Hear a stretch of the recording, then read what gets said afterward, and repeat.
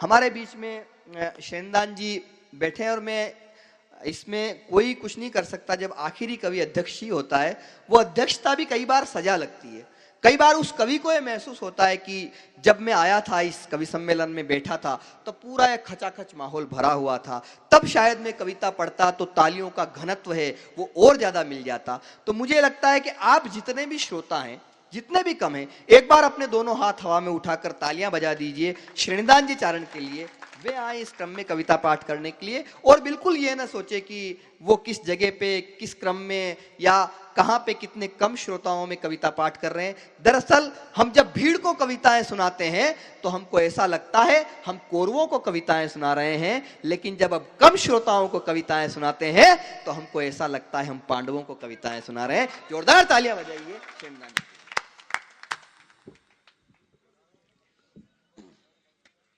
मुझे अध्यक्ष बनाया, इसके लिए धन्यवाद।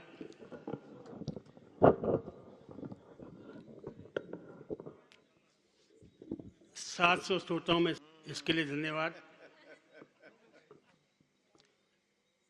भाई आज़ाद, मुझे गर्व है कि आज हिंदुस्तान ही नहीं विदेशों तक में आपने मेवाड़ का नाम रोशन किया है। लेकिन ये बात भी निश्चित है कि आपकी जिंदगी का पहला मंच मैंने आपको दिया है जी।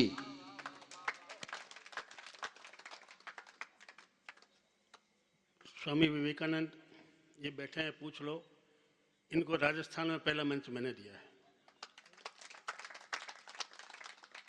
मेरा अनुज मेरे से लंबा शुरुआती दिनों में छोटे छोटे मंच मैंने पढ़वाए, इसलिए मैं तो धन्य हो गया, कविता बोलूं चाहे नहीं बोलूं। आज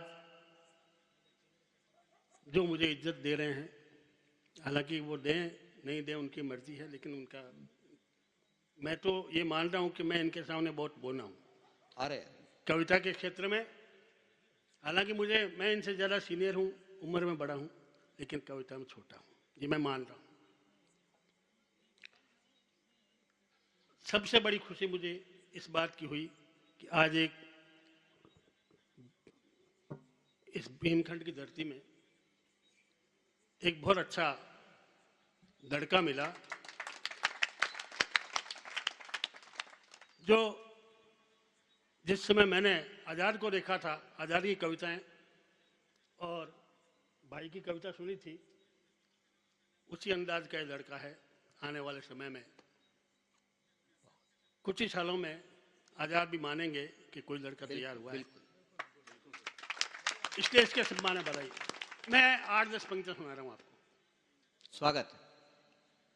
आपका प्यार पाने चले आए हैं, आपका प्यार पाने चले आए हैं, लगता है लोग सारे भले आए हैं। आपका प्यार पाने चले आए हैं, लगता है लोग सारे भले आए हैं। जल रहे देश की देख कर के दशा, ये कवि सारे ही दिल जले आए। बहुत अच्छे। ये कवि सारे ही दिल जले आए हैं। और तेजा जी के दरबार में कुछ पंक्तियां और देना चाह रहा हूं। मैं आज से 7-8 साल पहले यहाँ आया था, उस समय खचाखच भीड़ में कविता पाठ करके गया था। मेरा मित्र, क्या नाम, डॉक्टर दिनेश, शायद यहाँ कहीं बैठे होंगे वो। डॉक्टर दिनेश बहुत अच्छा व्यक्ति है, बहुत अच्छा इंसान है। मेरा आजकल तो ये बीएड कॉलेज में काफ़ी बड़ा अफसर बन गया। मेरा 1-2 दिनों काम भी पड़ा था, तो इसने अभी पिछले दिनों निकलवाया। मैं इसका आभारी हूँ और पुनः इस धरती पे आया हूँ। मित्रों, जिनकी वजह से हम यहाँ बैठे ये मज़े ले रहे हैं, ये सुन रहे हैं, कुछ उनको भी याद किया जाए।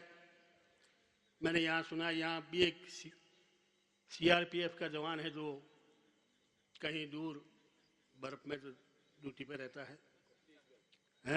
छत्तीसगढ़।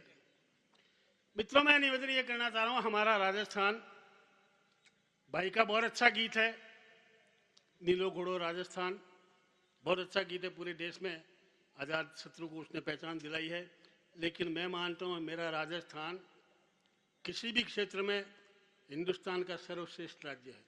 वाह, वीरता की क्या दृष्टि बात, से तो है ही है। वाह, वीरता की दृष्टि से देख लीजिए आप, आर्थिक दृष्टि से देख लीजिए, पूरा व्यापार हिंदुस्तान का राजस्थान के बनियों के हाथ में है।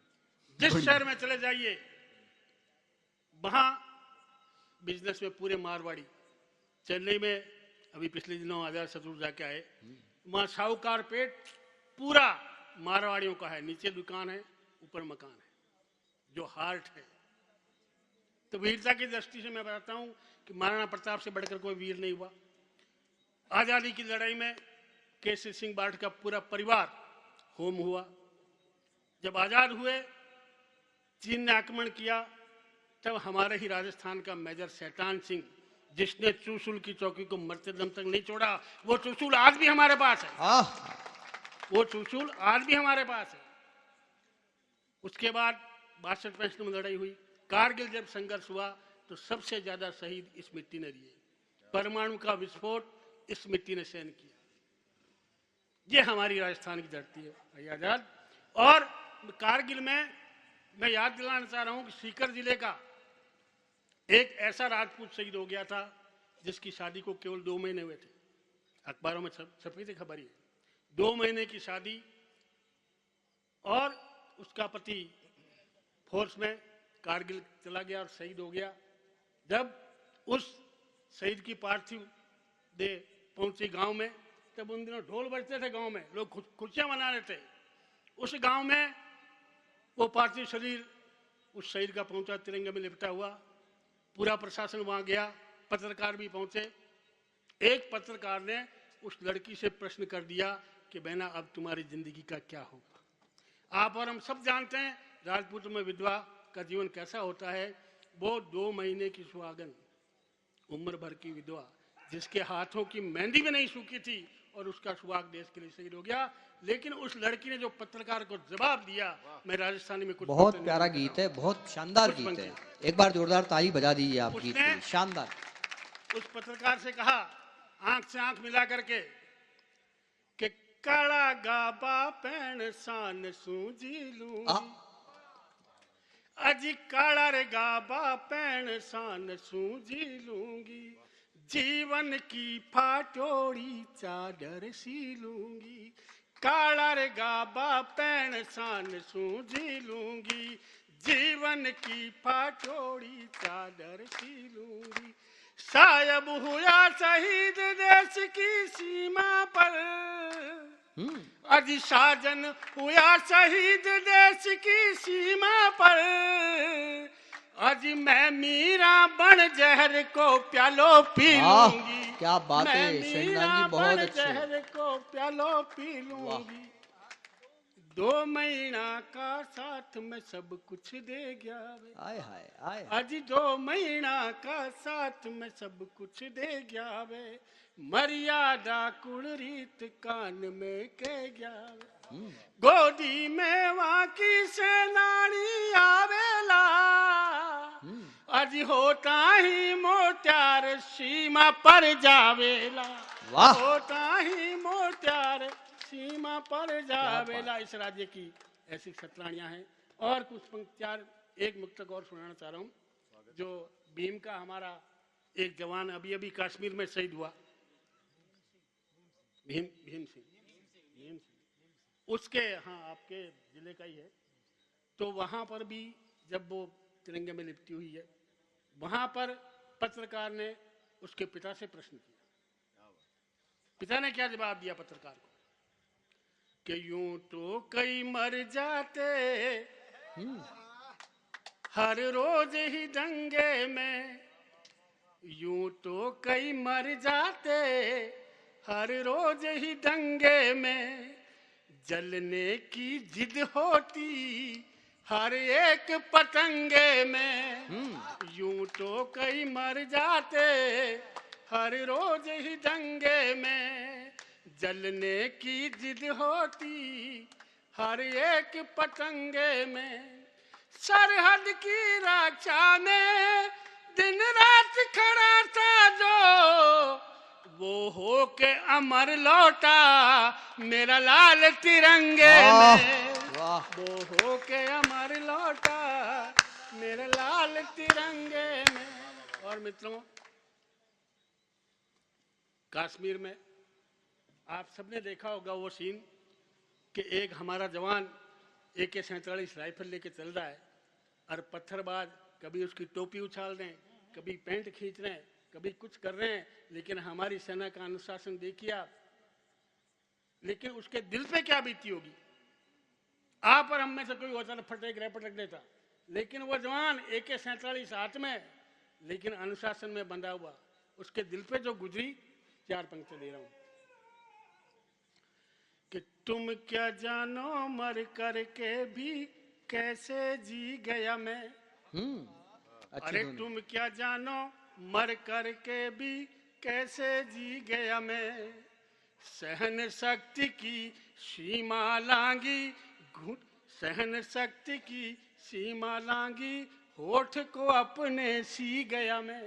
अरे मैं सैनिक उस देश का हूं जो अनुशासन से बंधा हुआ, अपमानित हो आगे बढ़ गया, घूंट जहर का पी गया मैं। वाह। अपमानित हो आगे बढ़ गया, घूंट जहर का पी गया मैं। और अभी पप्पू की बात चली, 4 पंक्तियां दे रहा हूं।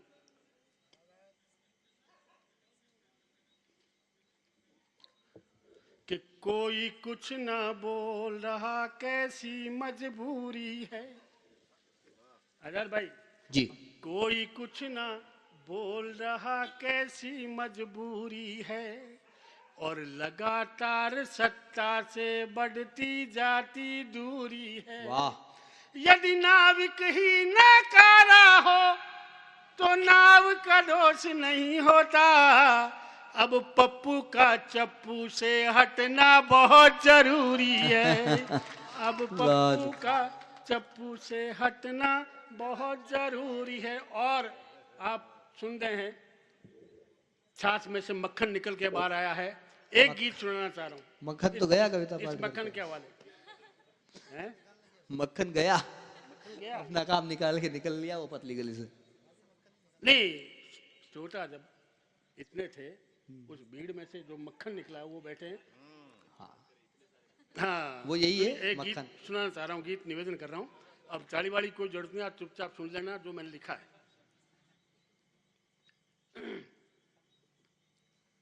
वैसे राजस्थानी बहुत गीत लिखे हैं, हिंदी का गीत सुना रहा हूँ मैं। वतन की आन पर लिखो। अच्छा गीत है ये, बहुत बहुत बहुत दिनों के बाद में मैं इस गीत को सुन रहा हूँ। बहुत प्यारा गीत है ये। आन पर लिखो, वतन की शान पर लिखो, अमर जवान पर लिखो, खेत खलिहान पर लिखो, और लिखना यदि चाहो तो हिंदुस्तान पर लिखो। वतन की वाह वाह वाह, जियो चारण साहब जिंदाबाद। क्या बात है। पर लिखो, किस पे लिखे हम? कि भारत माँ की रक्षा के हित सीमा पर जो खड़ा हुआ है, दुश्मन की छाती के ऊपर भाले के सम गड़ा हुआ है। ले मौत हाथ में खड़ा हुआ, ले कफन साथ में खड़ा हुआ, सुख साधन वैभव सभी छोड़, अपने प्रियजन से मुंह को मोड़, जो भिड़ा चीन से उसमें जर शैतान पर लिखो। वाह वाह वाह वाह, शान पर लिखो, वतन की शान पर लिखो। कि लिखो उन दीवानों पर जो चलते थे अंगारों पर, हंसते हंसते फांसी चढ़ गए जय हिंद के नारों पर। सह लिए कष्ट पर आहन की, प्राणों तक की परवाहन की, जो दीवारों में चुने गए और गोलियों से भुने गए, तो जलियांवाला बाग की दास्तान शान पर लिखो वतन की बहुत शान पर लिखो वतन की शान पर लिखो। सत्य अहिंसा धर्म हमारा जगत गुरु कहलाते हैं। अरे सत्य अहिंसा धर्म हमारा जगत गुरु कहलाते हैं। क्या बात है। अरे सत्य अहिंसा धर्म हमारा जगत गुरु कहलाते हैं। जो झुक कर के बात करे उससे ज्यादा झुक जाते हैं। लेकिन जो आंख दिखाता हो हथियारों पर इतराता हो हम उसको सबक सिखा देते मिट्टी में उसे मिला देते। जो मिटा के कर दे खाक उस तूफान पर लिखो वतन की शान पर लिखो वतन की शान पर लिखो। कि अपने खून पसीने से भारत माता को सींच रहा है। अजी बैल चले गए ब्याज के पेटे हाथों से हल खींच रहा है। तो धरती माता का उदर चीर सह करके मन में घनी पीर। अपने घर में है कंगाली औरों को देता खुशहाली। उस परोपकारी कर्मवीर किसान पर लिखो वतन वाह की वाह वाह वाह शान वाह पर लिखो वतन की शान पर लिखो। अब गीत मेवाड़ में प्रवेश कर रहा है कि समर भूमि मेवाड़ की महिमा लिखो हल्दी घाटी पर। शीश कटे झुकना नहीं जाने लिखो उस परिपाटी पर। वन वन भटका पर झुका नहीं जो कदम बढ़ा फिर रुका नहीं। स्वामी भक्ति थी बेमिसाल कट गई टांग पर कर कमाल।